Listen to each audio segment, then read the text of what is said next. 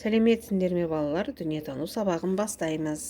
Сабағымыздың тақырыбы қауіпсіздік ережелері.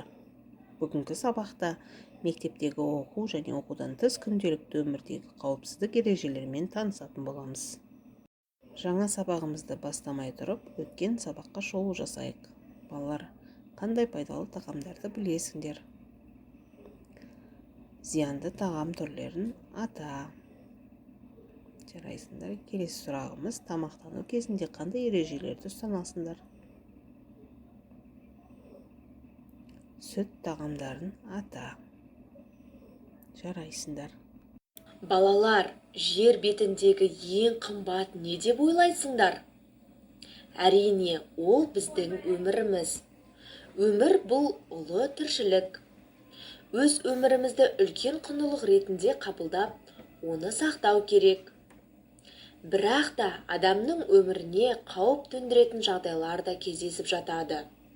Бүгін біз өзіміздің өмірімізді қалай қорғайтынымыз туралы айтатын боламыз. Балалар, қауіп-қатер бізге кез келген жерде, кез келген ортада төнуі мүмкін.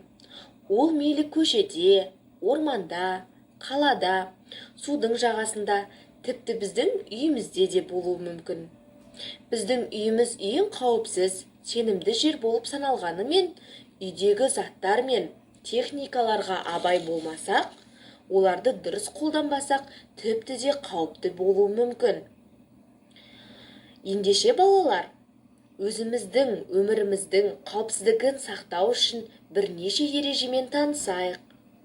Солардың бірі, балалар, газдан сақтану. Газ ол түссіз, көзге көрінбейтін әрі улы зат болып табылады. Сондықтан газдың ашық қалмауын үнемі тексеріп жүруіміз қажет. Балалар, оқулықтағы 52-ші беттегі суретке назар аударайық. Қыз баланың айналасынан қандай қауіпті жағдайларды байқап тұрсың? Дұрыс айтасың. Бұл қыз үтікті қосулы күйінде қалдырған. Ол өте қауіпті. Бұл жерде өрт шығуы мүмкін. Екінші. Жарайсың. Теледидардың жанына су толы ыдыс немесе үстіне су толы ыдысты қоюға болмайды. Себебі ол жерде су төгіліп, тоқ ұруы мүмкін. Келесі. Бұл қыз газдың үстіне тамақты және де шайды қойып, қосулы күйінде тастап кеткен. Бұл жерде газ шығуы мүмкін, немесе өрт шығуы мүмкін. Тағы да қандай адам өміріне қауіпті заттарды көріп тұрмыз? Дұрыс айтасыңдар.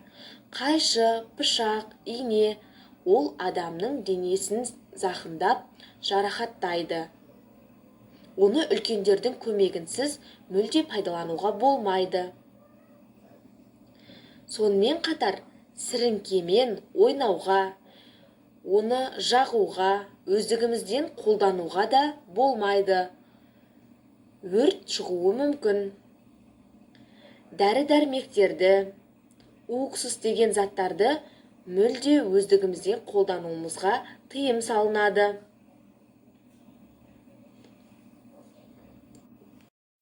Балалар, аудионы тыңдап болсақ, келесі суретке назар аударайық.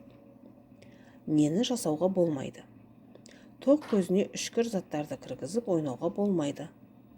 Өйткені тоқ ұрады. Оқу құралдарын қолданғанда ережелерді ұмытпа. Жолда ойнауға болмайды. Дәрі-дәрмектерге жолама және жеуге болмайды. Балалар, бұл үйде және мектепте және далада ойын кезіндегі қауіпсіздік ережелерін сақтайық. Келесі суретке назар аударайық. Бірінші суретте газбен ойнама.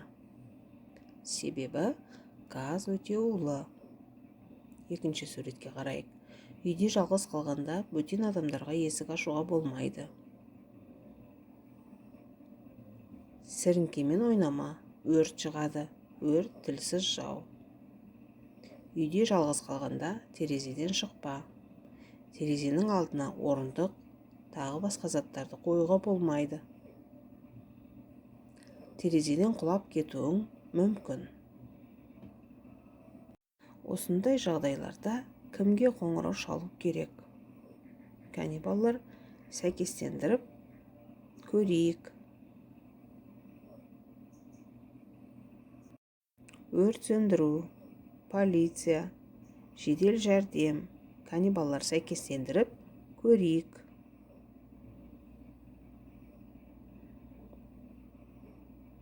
Өрт сөндіру 101 номеріне хабарласасыңдар. Полиция 102, жедел жәрдем 103 номері. Есімізде сақтайық. Келесі біздің тапсырмамыз дәптермен жұмыс. Үйдегі қауіпсіздік ережесін құрастырып көрейік. Мына сөздерді қолданамыз: сіріңке, газ, дәрі, үтік. Ал балалар, сергіту сәтін жасайық. Балалар-ау, балалар, сіріңкеге қараңдар. Өте кішкентай болса да, бойында алып күші бар. Абайсызда от шығар, соны есте сақтаңдар. Отпен ойнауға болмайды екен. От тілсіз жау. Сұрақтарға жауап берейік. Үйдегі қауіпсіздікті қалай сақтайсыңдар? Қауіпсіздік не үшін қажет? Қауіпсіздік ережесіне не жатады? Ойланайық, балалар.